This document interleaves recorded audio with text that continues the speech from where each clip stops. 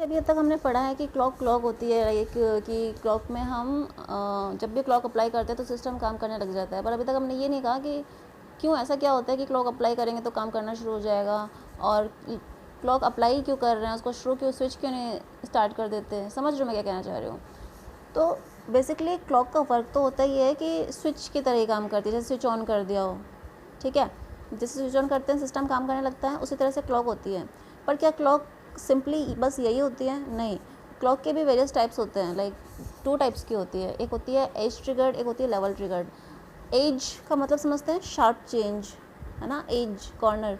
एक होती है लेवल, जिसमें एक लेवल मेंटेन रहता है, like this is level, this is level, है ना, लेवल 1, लेवल 2, लेवल 3। एज क्या होती है? स्पाइक, कॉर्नर, ठीक है। तो ये 2 टाइप्स की होती हैं क्लॉक, लेवल ट्रिगर्ड और एज ट्रिगर्ड। एज ट्रिगर्ड और लेवल ट्रिगर अगेन 2 पार्ट्स में डिवाइड किए जाते हैं, जैसे नेगेटिव लेवल और positive level, positive edge triggered और नेगेटिव एज ट्रिगर्ड।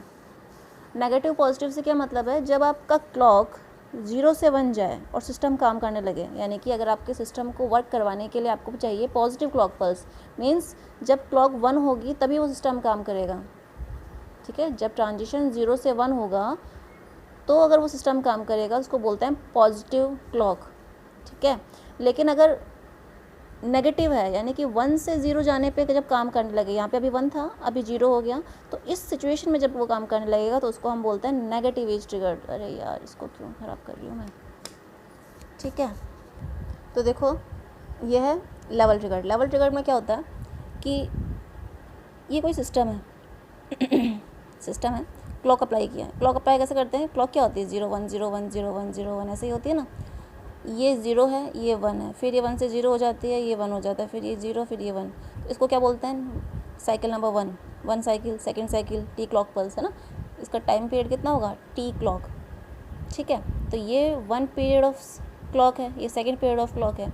तो नेगेटिव और एज ट्रिगर में डिफरेंस क्या होता है कि अगर ये क्लॉक है, अगर आपके सिस्टम के आउटपुट में चेंज हो रहा है, कब चेंज हो रहा है?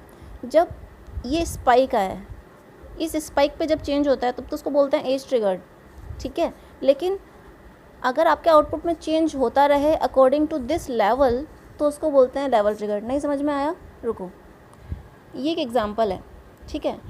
इनपुट डाटा है इस तरह से, ठीक है, और हमने क्लॉक कब प्रोवाइड किए? हम पॉजिटिव क्लॉक ही मान के चल रहे हैं। क्या मान के चल रहे हैं? पॉजिटिव क्लॉक, यानी कि जब ये 0 से 1 जाएगा तभी उसमें चेंज होगा, ठीक है।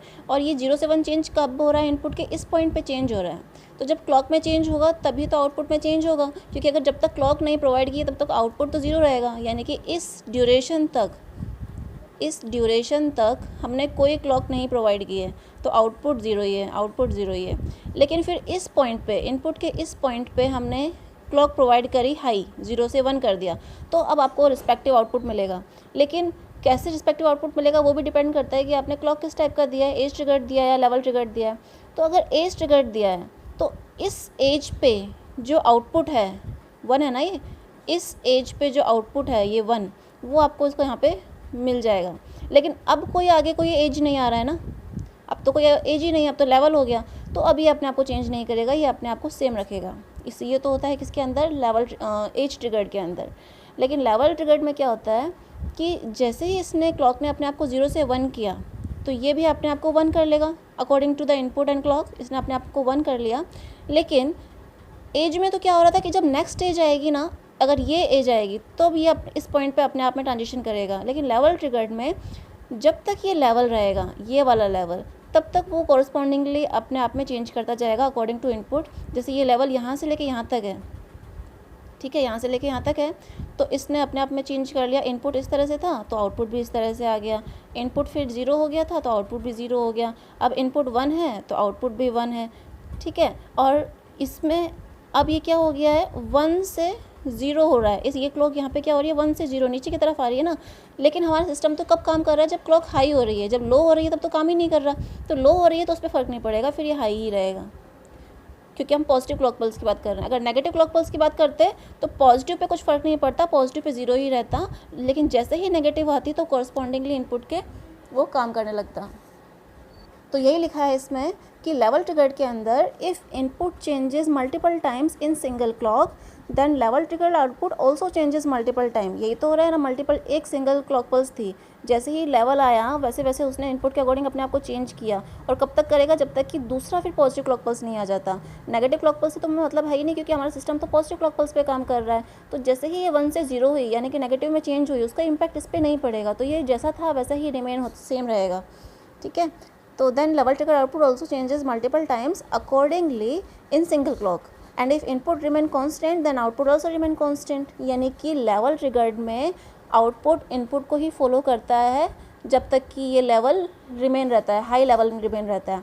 लेकिन एज ट्रिगर्ड में जैसे ही एज में चेंज आता है वैसे वो अपने आप को चेंज करता है, फिर वेट करता है कि कब दूसरा एज का ट्रांजिशन हो और वो कब अपने आप को चेंज करे, ठीक है। तो इसमें लिखा हुआ है in edge triggered clock circuit output will change only one time in single clock, ठीक है। तो race around condition is mainly due to level triggered clock pulse, क्योंकि लेवल ट्रिगर्ड ही जो है कांस्टेंट नहीं है, लेवल ट्रिगर्ड ही कांस्टेंट नहीं है, अपने आप में वेरिएशन लेके आ रहा है। इसलिए रेस अराउंड कंडीशन की जो मेन वजह होती है वो लेवल ट्रिगर्ड फ्लिप फ्लॉप ही होता है। तो अगर आप level triggered flip flop use ना करके edge triggered flip flop use करोगे तो रेस अराउंड कंडीशन कभी आएगी ही नहीं। और यही वजह है कि जो हम लैच पढ़ते हैं, लैच में हमेशा लेवल ट्रिगर क्लॉक पल्स दी जाती है, और जब हम उस लैच के अंदर एज ट्रिगर क्लॉक पल्स देते हैं तो वो फ्लिप फ्लॉप होता है। तो यह है कि एज ट्रिगर्ड अगर आपने क्लॉक पल्स दी है तो वो फ्लिप फ्लॉप है, और अगर लेवल ट्रिगर्ड क्लॉक पल्स दी है तो लैच है, ठीक है। इसको डिटेल में भी पढ़ सकते हो आप, अनअकैडमी पे जाके देख लीजिएगा, या फिर और भी साइट्स हैं, काफ़ी अच्छे अच्छे लेक्चर्स अपलोडेड हैं। अगर आपको समझ भी नहीं आ रहा है इसमें तो थोड़ा सा एफर्ट लगाइए, थोड़ा सा पढ़ने की कोशिश कीजिए, जानने की कोशिश कीजिए, it will beneficial for you, okay.